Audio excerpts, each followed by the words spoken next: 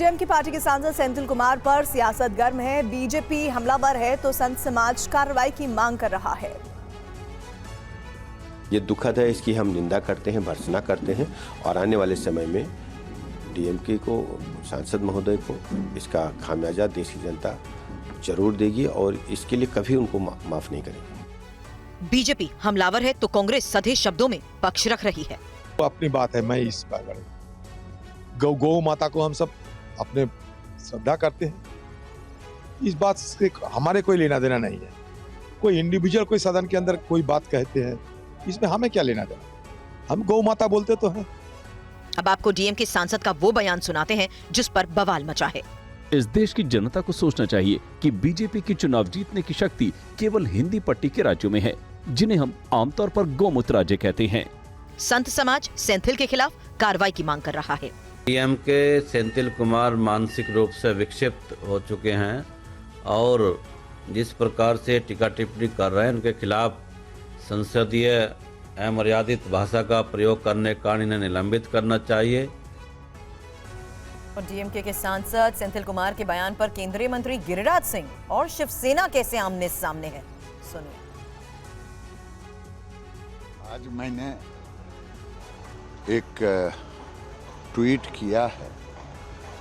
Oscar Fernandes Rajya Sabha में जो कांग्रेस के बड़े नेता थे, उनका बयान है कि मुझे कैंसर था और मैंने गौमूत्र से आश्रम में जाके क्योर हुआ।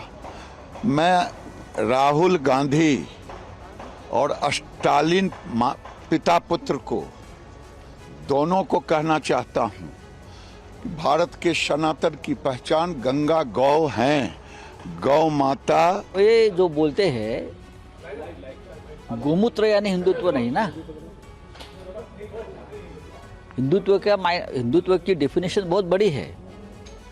किसको लगता है कि ये गोमूत्र है, हमारे यहाँ जो ये चोटी रखते हैं, जो घंटा बजाते हैं, सिर्फ ये हिंदुत्व नहीं है। हिंदुत्व एक संस्कृति है। हम हिंदुत्व को एक राष्ट्रीयत्व का दर्जा देते हैं। राष्ट्र यानी हिंदुत्व है। और गौमूत्र वाले बयान पर डीएमके सांसद सेंथिल कुमार ने माफी मांगी। सेंथिल ने संसद में बयान पर खेद व्यक्त किया और उसे वापस ले लिया। सेंथिल ने संसद में कहा, कल मैंने अनजाने में बयान दिया, किसी को ठेस पहुंची तो बयान वापस लेता हूं।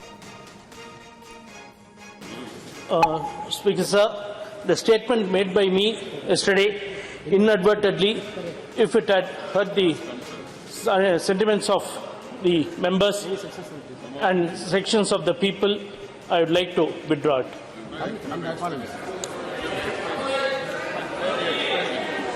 And I request the words to be expunged from the and regret.